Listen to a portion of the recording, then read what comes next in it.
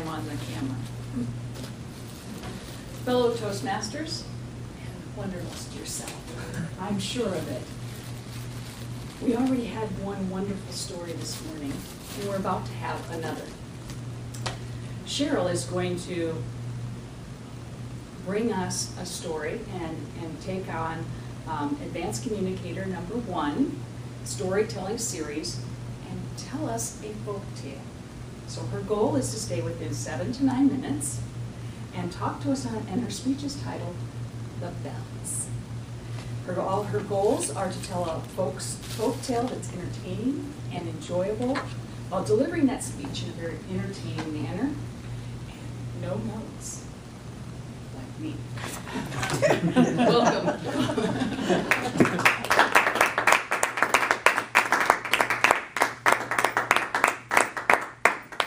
Thank you, fellow Toastmasters, esteemed Toastmaster of the day, and our president, who's missing.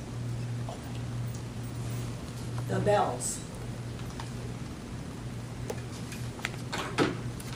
It's a Mexican folktale. Once, there was an evil priest. He feared neither God or man.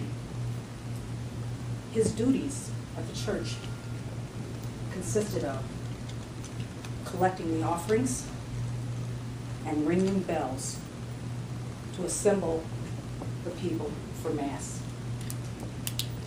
The priest, his heart filled with greed, he began taking advantage of the good people of his parish.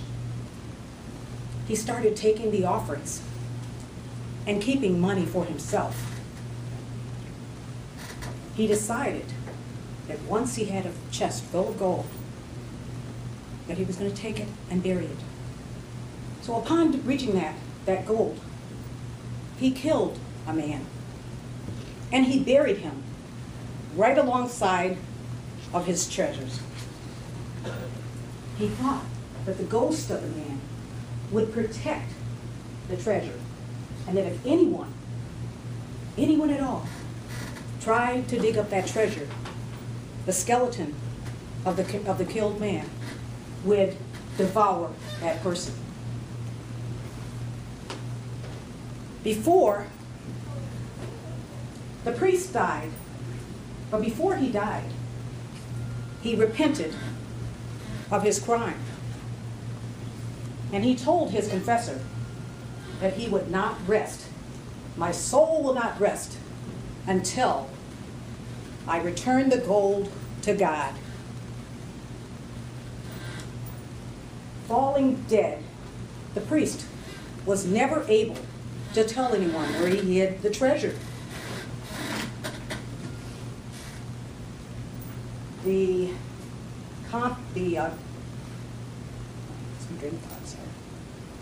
was not able to reveal where he had lost the treasure. So the padre, who was stood over him and listened to his confession, he paid no heed to what the priest had said. But the sweeper in the hallway, he overheard everything, and he decided that the buried treasure may be something he would like to find. He was poor, very poor. He had always wanted a better life for himself and for his family. So he decided that he was going to go after the treasure.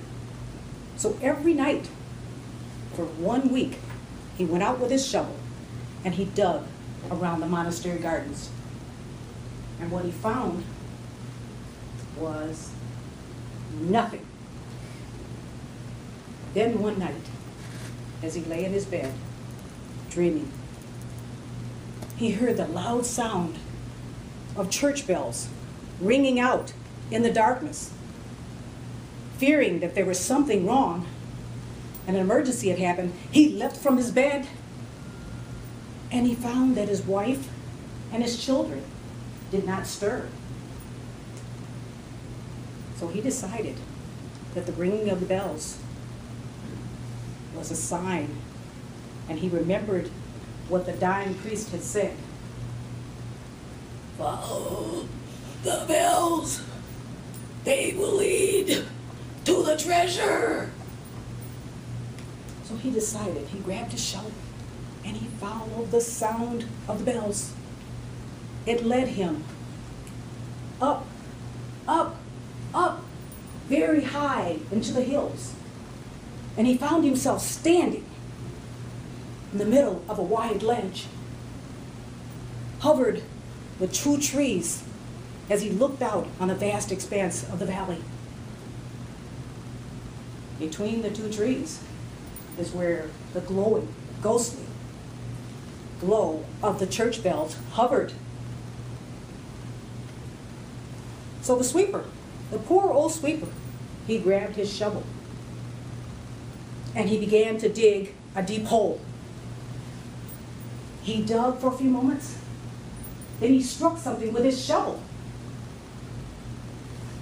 So then he stopped, started brushing the dirt away as fast as he could with his hands, and there he revealed the box of treasure. So he pulled the box out of the ditch, hands trembling, and he took the treasure box and he sat it on a nearby rock. He took his shovel and he broke the lock with the edge of it. Then his eyes, wide with amazement, as he gazed beyond this yellow expanse of gold, he reached over and he grabbed a handful of gold and he reveled at the weight of the coins, this heavy money. And then he began to rub his fingers over the tops. How smooth the gold felt and cool to the touch. Then all of a sudden, he hears a moaning sound. And he looks up, and there, in front of him, is the skeleton of the man that was murdered by the evil priest. His eyes, his sockets of his eyes are glowing a bright blue. And he looks at the sweeper. And he stretches out his bony arms. And in atonement he says, "Mine, mine." So the sweeper, terrified, he leaves the chest on the rock. He drops his coins. And he runs for all of his life back down the hill, with the skeleton in hot pursuit. Even after the bells ceased ringing and there was no sound of anyone chasing him, he never stopped until he reached his home. And when he got there, suddenly he realized that he had left his shovel up on the ledge where the treasure was. And he decided that the shovel was way too valuable for him to leave behind. And at daylight, he would have to return to the hill to retrieve his shovel. So when daylight came, the sweeper, he reluctantly went back up the hill, back up into where the ledge was, where he had stood the night before. And when he looked around, he did not see the skeleton. He did not see the treasure. And he did not see the hole that he had dug the night before. He looked around for his shovel, and he looked up in a tall tree, and there was his shovel. It was on a tall branch, hovering over him, about 20 feet over his head. He realized there's no way that he could retrieve his shovel. So he decided grimly that the skeleton, the ghost skeleton of the evil priest, must have taken his shovel and put it up there after he had chased him down the hill the night before. So dropping his head in sadness, The sweeper was about to leave, when out of his eye, corner of his eye, he saw a gleam near the rock where he had set the treasure the night before. So he goes over to the rock, and he moves his hands around the rock, and he finds 2 gold coins while he's still keeping an eye out for the skeleton of the murdered man. He takes the coins, and he slips them into his pocket. And then he leaves the ledge and goes back down the hill to his home. And once he got there, he pulled out a sock and he stuffed the coins into that and put them in the floorboard. After that time, he vowed that he would not go back to the ledge ever again. But still, once in a while, when he was sleeping, he'd still hear the sound of the church bells ringing.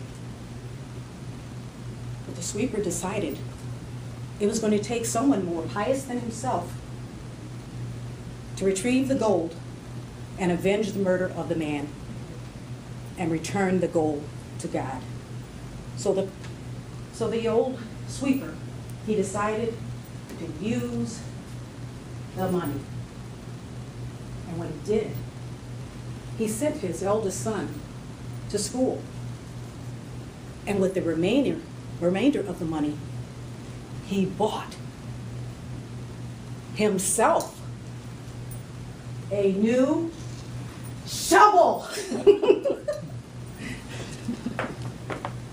The end.